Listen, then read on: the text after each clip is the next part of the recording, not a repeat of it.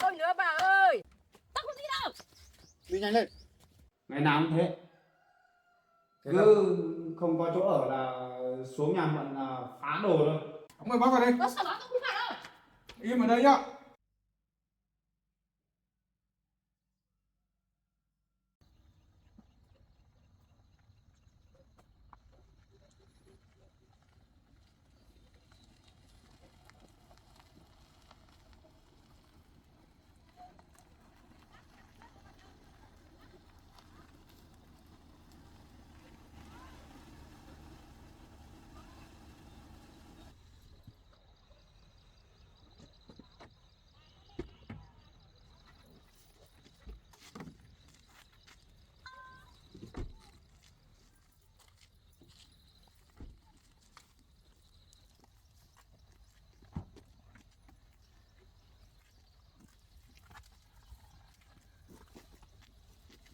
Cái vườn dưa bên kia.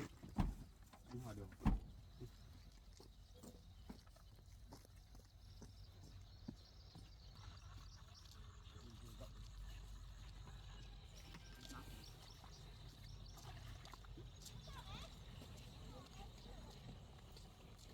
Chào bác. Bác ơi cháu đến hay chưa?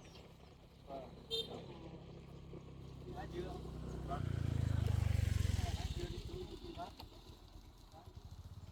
Thế này.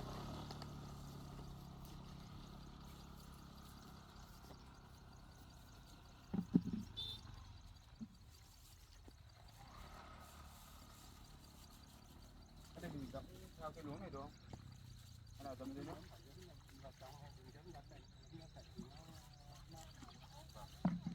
Cho bác nhé. Này, to kia, to kia. Luống này thật thoải mái.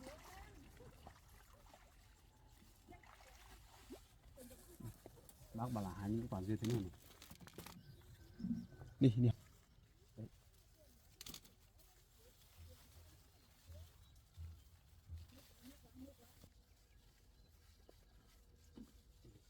Cháu ra cái cuối này chắc có mà. Tiếp đi.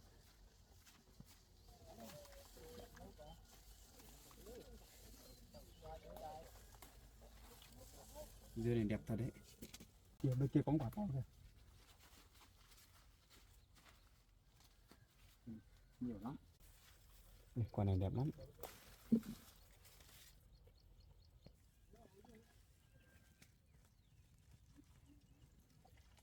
Kia, kia có hai bạc.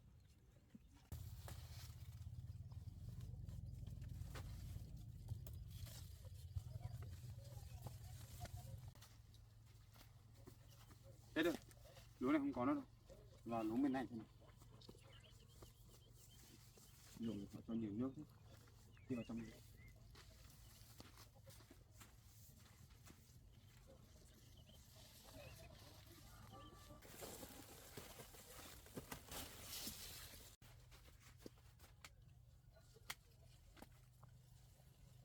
Bên kia có nhiều này.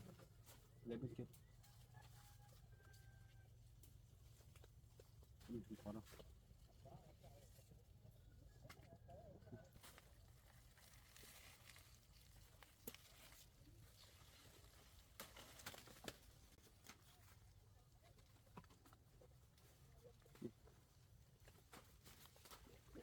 Đây quả này đẹp.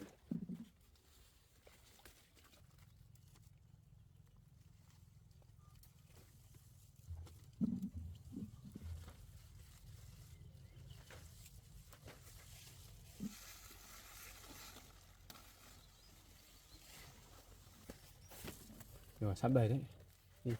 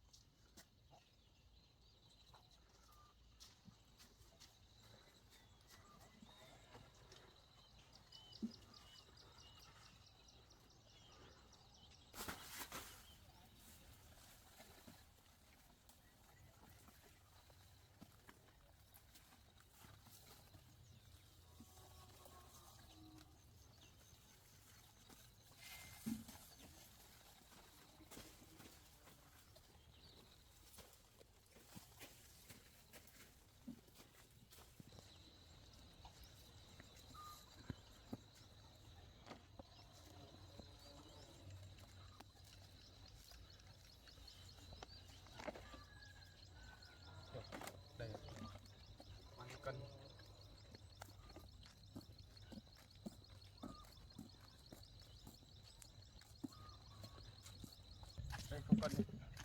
Để anh gọi bác đi. Bác ơi, ở đây ôi cháu cân chưa ấy.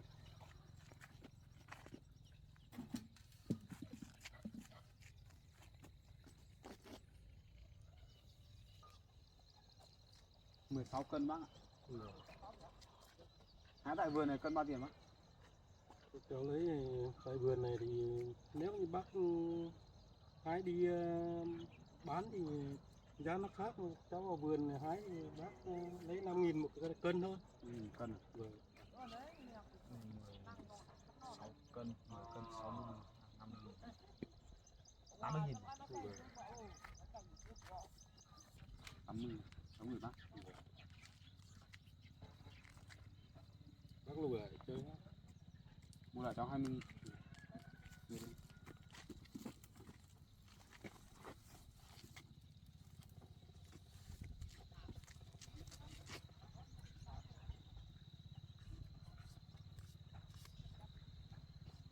Con đi bác nhé. Có đi đấy.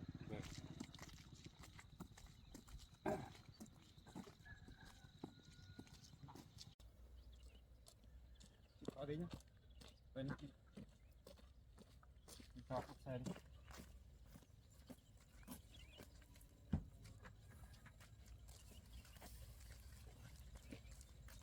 Lên xe chưa?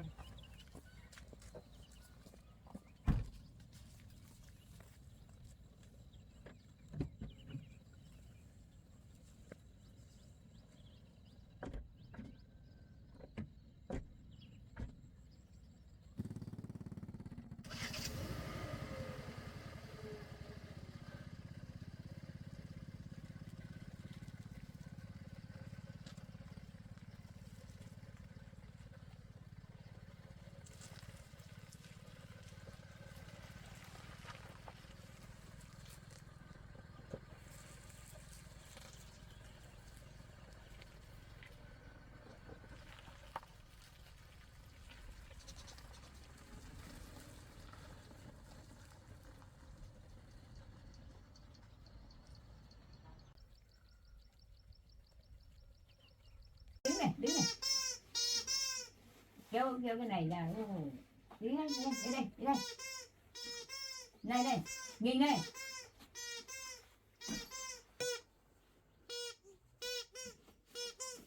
bé ơi này ừ này kêu này bé kêu này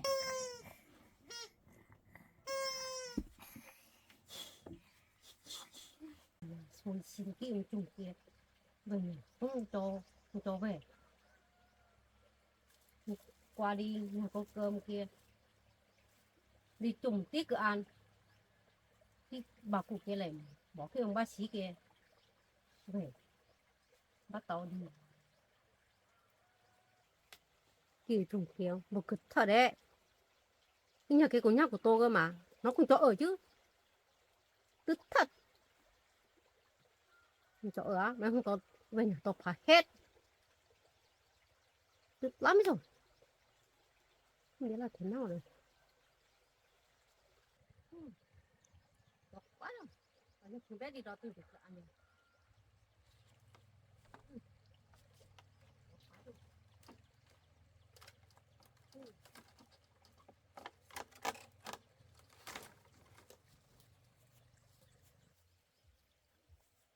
ba ngồi đây còn thật đấy anh chắc nó có cửa kia thì có chỗ ở không chỗ ở á có phá hết nhá kìa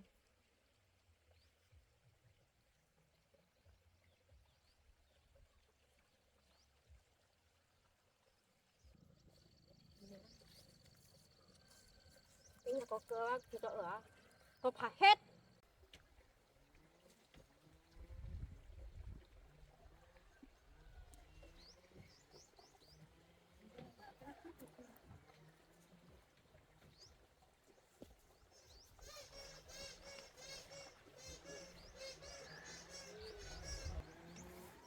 cái cô cường này cha lại đi làm chắc ở nhà rồi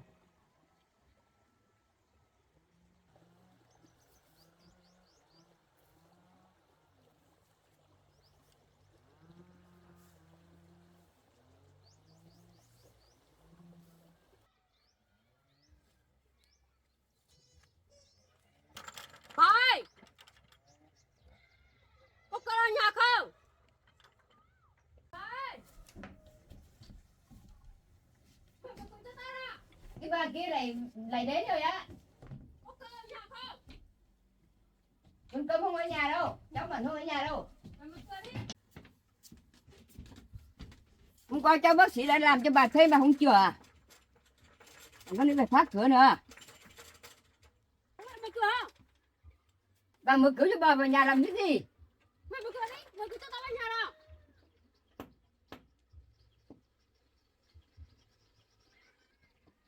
Mày cũng phải mở cửa đi. Tôi không mở, cháu bác sĩ cháu bệnh dặn là không mở cửa cho ai ở người ngoài vào nhà. Tao phá hết. Không mở cửa cho tao vào nhà, tao phá hết.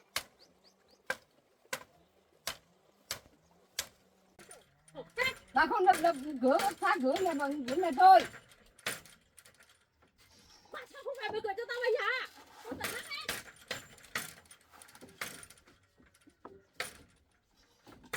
Rồi phá hết vào rào rồi, tôi phải buộc cửa ra xem bà là làm cái gì của tôi đó. Bà phải thang đuổi cái bà này mới được đây.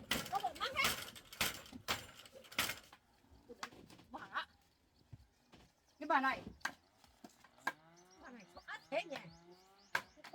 Tao bắt hả? Tao phá hết. bà cũng không vào được nhà này đâu. Nát hết. Nát hết. Tiền đâu, không cần đi làm, không có tiền đâu. Tao có tú à? Tao đi thế nào? Tao vào nhà, tao phá hết. Bà này để phá nhà rồi, đi phá cửa rồi.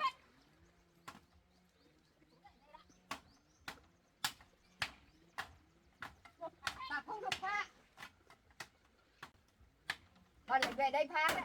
Tôi xin bà ơi, xin bà đừng phá nữa. Tao vào nhà, tao phá hết. Bà đừng đập phá nhà tôi nữa. Tôi xin bà. Tao vào nhà, tao Bà phá hết. ơi, tôi xin bà Xin đừng cái đập gì? phá nhà tôi nữa. Xin cái gì? Bà không tao vào nhà, tao Bà lại đi phá. Đi phá. Đi phá bên kia. đi ăn tiền thôi. Bà này không nên người rồi. Không mở cửa. Cháu Mận ơi, cháu ở đâu? Cháu về nhanh đi, bà phá hết nhà của cháu rồi. Cháu bác sĩ ơi, về cứu bà với. Có ai không? Cứu tôi với. Bà không cho tao đi. Bà kia về nhà phá hết nhà tôi rồi, cứu tôi với. Bà có thích nhà? Không mở cho tao à? Mở đi. Bà mở cửa. Cháu bác sĩ ơi, cứu tôi với. Cứu tôi với. Người ta phá hết nhà bà rồi cháu bác sĩ ơi. Chị ơi, cháu có nhìn thấy bà cứu cái tinh đi không?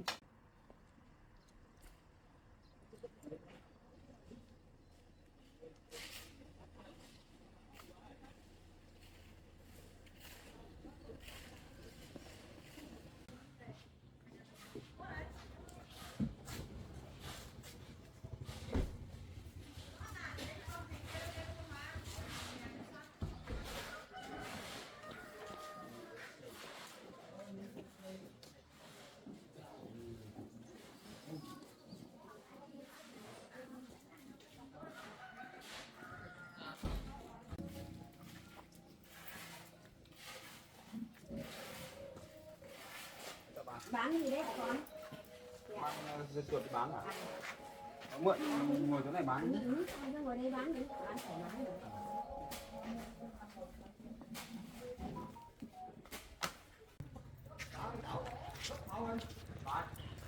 Bà có cái vỏ bao nào để cháu lại được.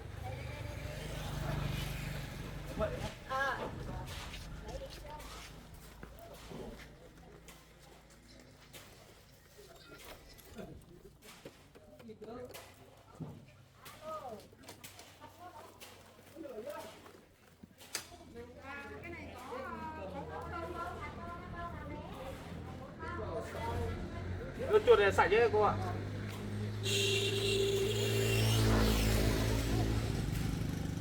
Chị vào mua ủng hộ đi. Đây là dưa sạch kìa.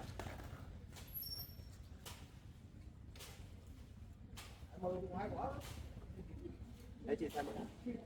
Dưa nó xấu một tí nhưng mà nó an toàn lắm. Dưa trồng.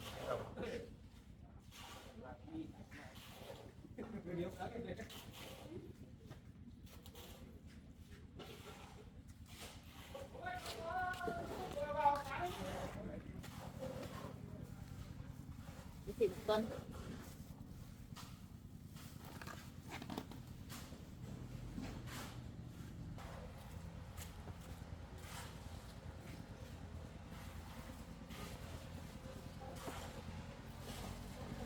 Đấy, xin cái chọn đi.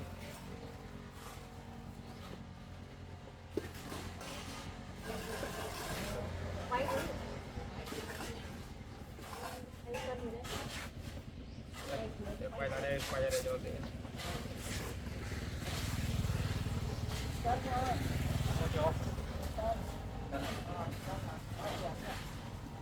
Để đó chợ cân 20.000.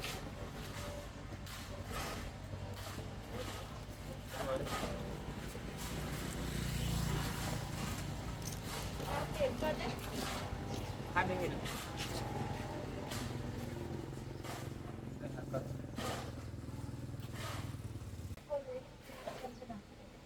Lấy 1 cân ạ.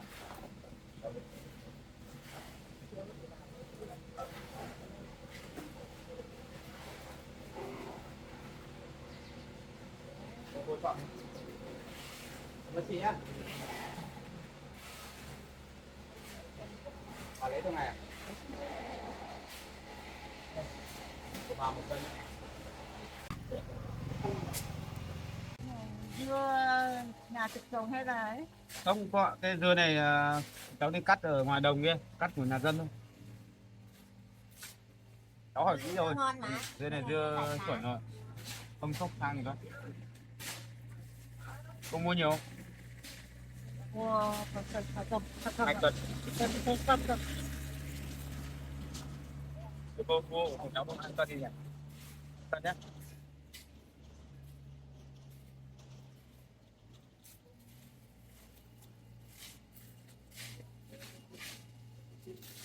Đây của cô 2 cân. Thôi đi về nhá. Vâng. Cảm ơn bà nhé. 40.000 cô. Báo tôi lên ở trên đấy. Nó phải báo nữa. Cảm ơn cô nhé. Mình không nói chuyện nhưng mà có không phải cái điện thoại có nghĩa là nó báo, bây giờ nó không báo đâu. Trước mình cứ tin đi. Mang qua đây thì mọi người Có mua hết tiền rồi. biết nhưng mà Đây là bán thế đấy.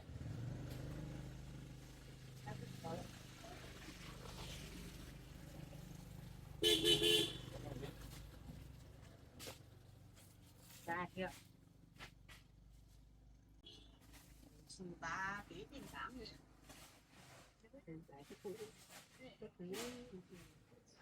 Mấy nữa. Hình như có người gọi nhà mình sao ấy. Tôi báo trên điện thoại của anh. Trăm ba. Đây này. Ui. Mẹ em lại xuống đây rồi. Em xuống nhà em rồi. Đang ở ngoài cổng kìa. Thôi không bán đi nhá. Không bán nữa. Dọn đồ xong mình về luôn đi. Mẹ em lại xuống ở đấy. Ủa thế không bán nữa hả con? Không bán nữa bà. Sao lại không bán? Nhà đang có việc rồi. À thế à? Cháu trả cái cân nữa bác. Em có chuyện.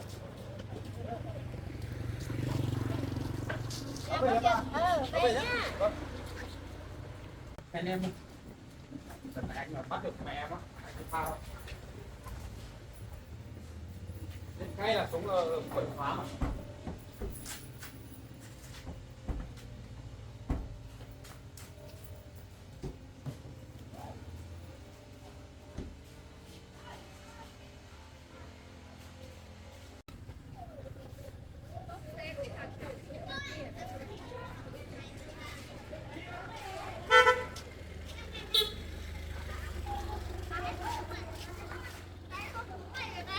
Luôn về để bắt bà luôn đấy, thấy bà ở trên qua hình ảnh camera rồi, bà đang đập phá ngoài cổng kìa, bắt luôn. Hôm nay anh phải cho bà đi lên gặp công an luôn đấy, không tha cho bà đâu. Mẹ em thì mẹ thôi, bắt bằng được này anh xử luôn. Không sao đâu em cứ bình tĩnh đi, anh xem hình ảnh trên camera rồi, bà không chưa vào được trong nhà đâu, không phải lo đâu, bà cụ đang chống trả kìa, sao đâu, sắp đến nhà rồi.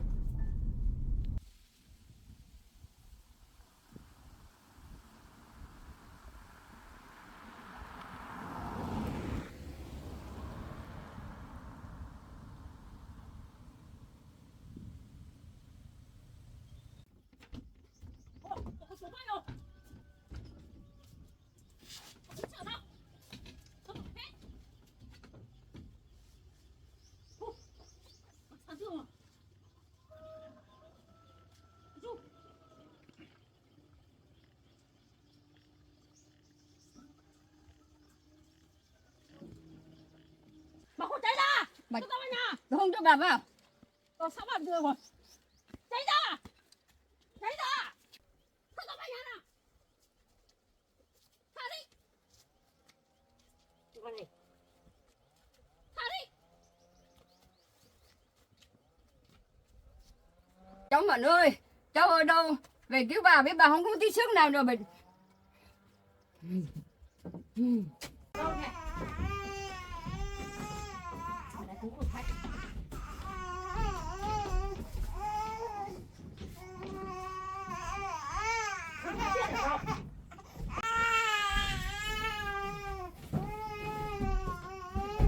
Ai cho bà lục khách nhận được nha. Tao sẽ có cân tiền ở tệ đâu. Cháu Mận không có tiền để đâu đâu. Cháu Mận vất vả quá đi làm cả Tệ ngày. cho cái rồi. Chỉ được một tí tiền mua sữa cho con uống rồi. Không có tiền cho bà đâu. Tao phải xem Bà không được xem lục con.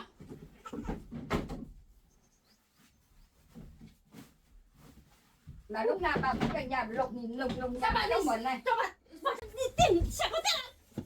Con cần đi làm thế này. Có ai không? Cứu ơi! Cứu ơi! Tao ra đi. Tao đi. Bà làm này. Không. Lấy cái tủ của cháu Mận rồi. Cháu ơi! Bà giảm đấy. Cháu đi ra đi. Hay hết rồi, hết rồi. Cháu ơi! Tôi còn cần Bà ơi! Bà giảm cho cháu của tôi bà ơi! Bà ơi! để đi hết rồi. Bà ơi! Bà đừng làm! Cháu tôi sợ lắm rồi! Bà đừng phá nữa! Chứ bây giờ không biết cái gì đâu! Bà ơi! Cháu Mận ơi! Cháu về đi!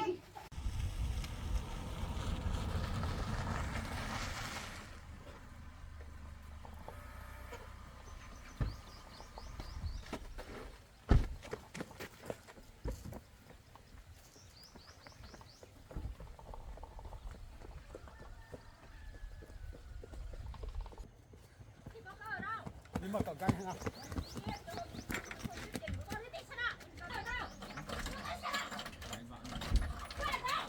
Đừng con không có tiền đâu!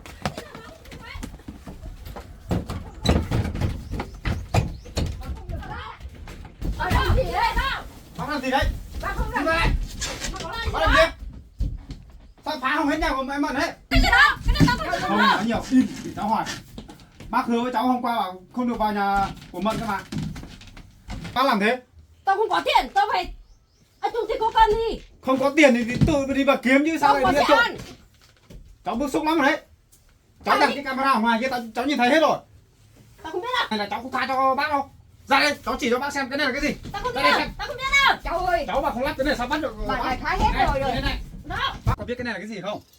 Cái này tao không biết. Cái này là camera cháu lắp ở đây. Cháu Tại không hôm biết. qua bác hứa với cháu rồi. Bảo không lên nữa, cháu vẫn phải lắp cái này để theo dõi đây. Giờ cháu phát hiện ra bắt đầu nhá, bắt tại trận rồi nhá.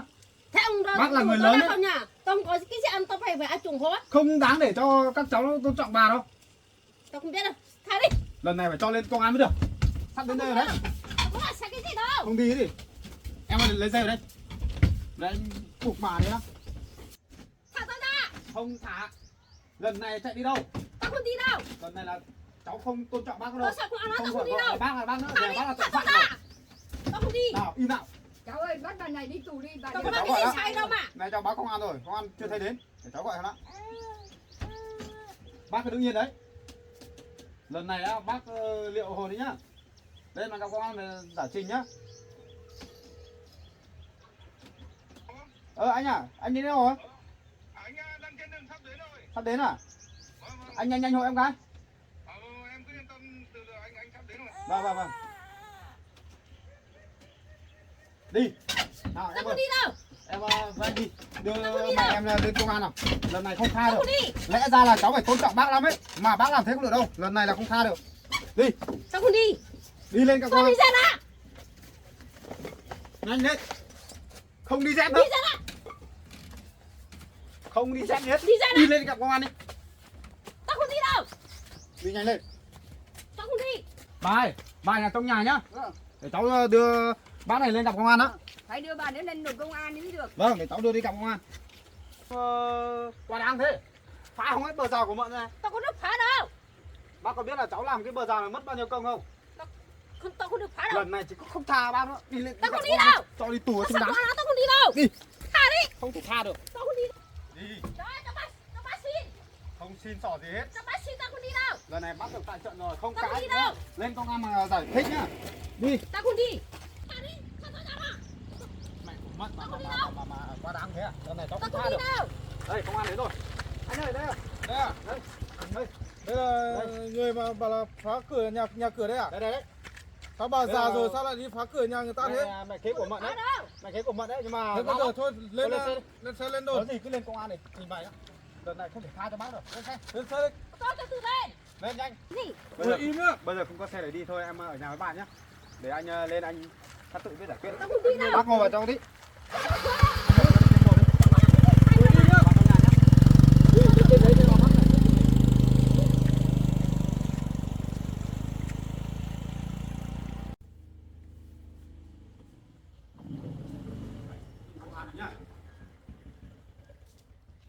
Đây, bác xuống xe. Đi vào đây. Mà Ở đâu? giải thích công an đi. Đây, cấm chạy trốn nhá. Tao không chạy đâu. Mời bác chú ở đây. Tao không đi đâu. Đi Tao vào sợ lắm, trong. tao không đi đâu. Đến giờ công an là còn Tao không đi. cứng đầu à? Đi Tao vào đây. không phải đây đâu. Bác không quá đáng mà cháu không phải quá đáng với bác đâu. Đây bác lên đây ngồi. Bác lên đây. Bác làm được, bác phải chịu. Bác ngồi đây. Bằng cái gì sai đâu con. Vào về đây. Trước là em có bắt bà một lần rồi. À. Sau là bà hứa bà sẽ không đến để tôi phá chẳng được của em Mận nữa. Thế mà hôm nay bà lại đến. Thế mà bác Bây có giờ cái gì ăn? bây giờ cứ từ từ bây giờ cứ hỏi từng người một. Bây giờ là lý do tại sao là bác lại đi phá nhà em Mận kia? Tao có cái gì sai đâu. Cháu bắt tao phải đây làm cái gì? Cháu cũng ngó tay với bà với bác luôn đấy. Các bác cứng đầu đấy. Cháu bắt tại trận rồi, tại nhà luôn. Mà bác không cãi được. Bác có làm cái gì sai đâu. Thế bây giờ em có bằng chứng gì để buộc tội bà không? Có anh ơi. Cũng may em còn lắp cái camera ở nhà Mận đấy. À. Thì mới bắt được bà này. Em mới mất còn đang đi hái đồ ở ngoài kia đi bán ngoài kia. Thì em thấy ở trên điện thoại thì em mới vào xem mới biết là mẹ của Mận đến. Không thì để cho bác này phá hỏng hết nhà. Xem như nào. Đây anh ơi. Đấy, bà đang ngoài cổng kìa. Đập phá cổng kìa. Bờ già bà đập hỏng hết mà. Đấy, mỗi bà cụ ở nhà thôi. Bác cứ cãi đi. Không được làm thế này đâu. Bây giờ bác có lỗi rồi bác ơi, bây giờ còn bảo là không phải bác nữa thì cái này người ta có bằng chứng rõ ràng rồi, bác bây giờ không có gì bác bây giờ trình bày cho cháu thì sao bác lại đi phá nhà của cháu Mận này. Đây anh. Đây. Đây còn một đoạn nữa cơ. Camera nhà em lắp ở ngoài kia là có 2 góc. Đây, góc này ở bên đằng sau nhà này. Bà đập hỏng hết bờ rào nào.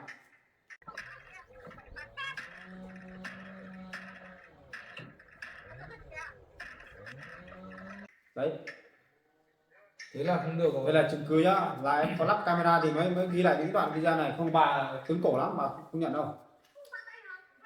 Thế bác xem cái này có phải bác không? Cái này là Phải đợi cháu ạ.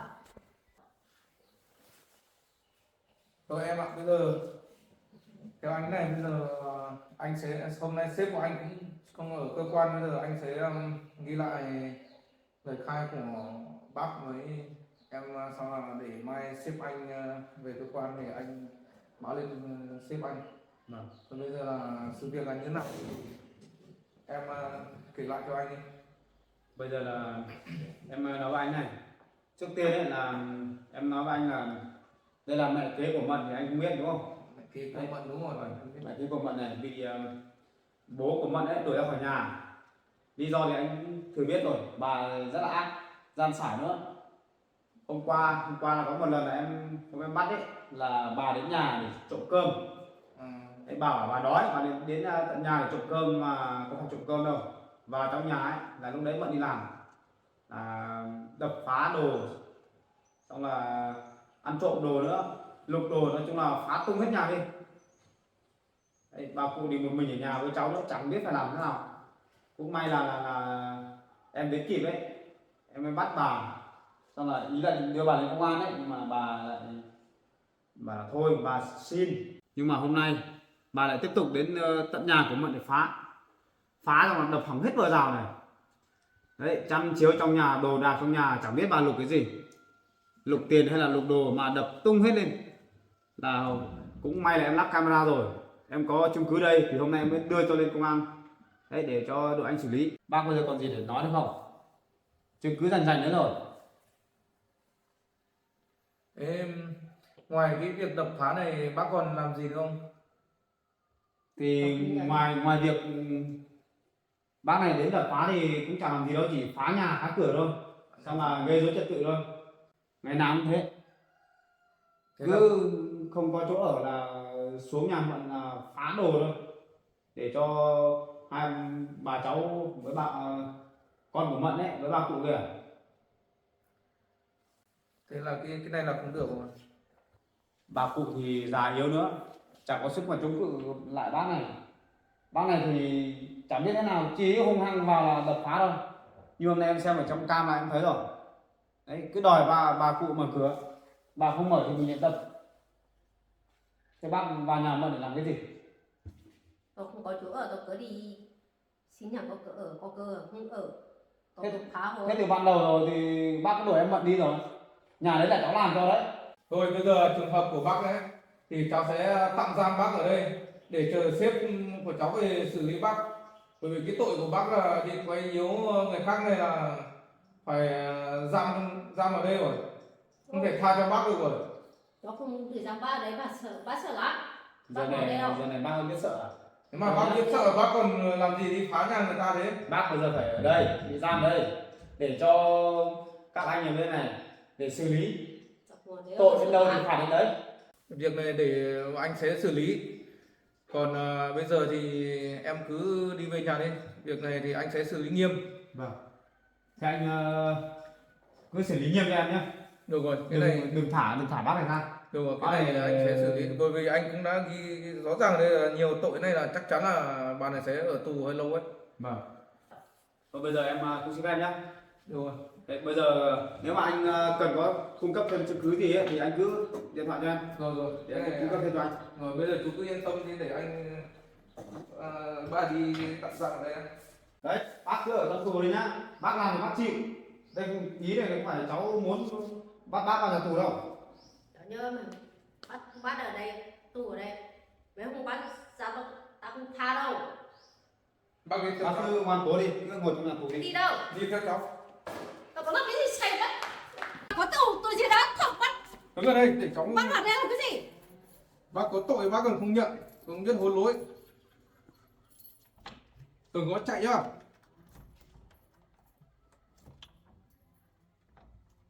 Tao có làm cái gì sai bắt tao phải đem làm cái gì? Tao không ở đây đâu, tao sợ lắm, tao chạy rồi. Bác đừng có chạy, bác có tội ở đây rồi còn phải ấy à? Bác vào đây. Tao không phải đâu. Mời bác vào đây. Tao sợ lắm, tao không phải đâu. Im ở đây nhá.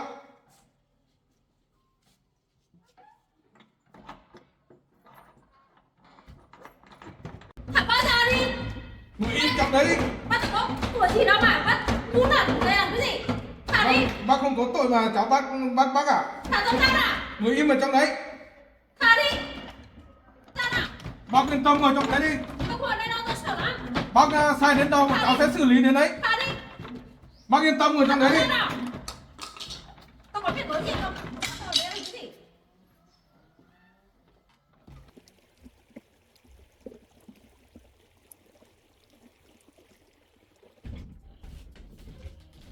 Không sao, anh cho mẹ em đi ăn cái đấy không? Bà ơi, Dạ. lúc nãy mẹ của Mận ở đây có làm gì bà không đấy? Bà với bà kia hai bà rằng cô nhau, bà kéo đi kéo lại, bà mệt lắm cháu ạ. Nhưng sao bà không làm sao được, bà phải ra cái camera kia và gọi cháu có nghe thấy không? Có, cháu xem trên điện thoại cháu thấy mà. Thấy bà ra vơ vấy thì cháu đang ở trên xe với Mận về là thấy bà này với mẹ của Mận là chạy quanh cái nhà đúng không? Vâng. Bây giờ là sẽ không có ai dám đến làm phiền bà với em Mận nữa. Vâng. Đấy, bây giờ còn ai mà dám đến đây làm phiền ấy, phá nhà phá cửa ấy là cháu sẽ cho lên gặp công an là cho đi tù hết.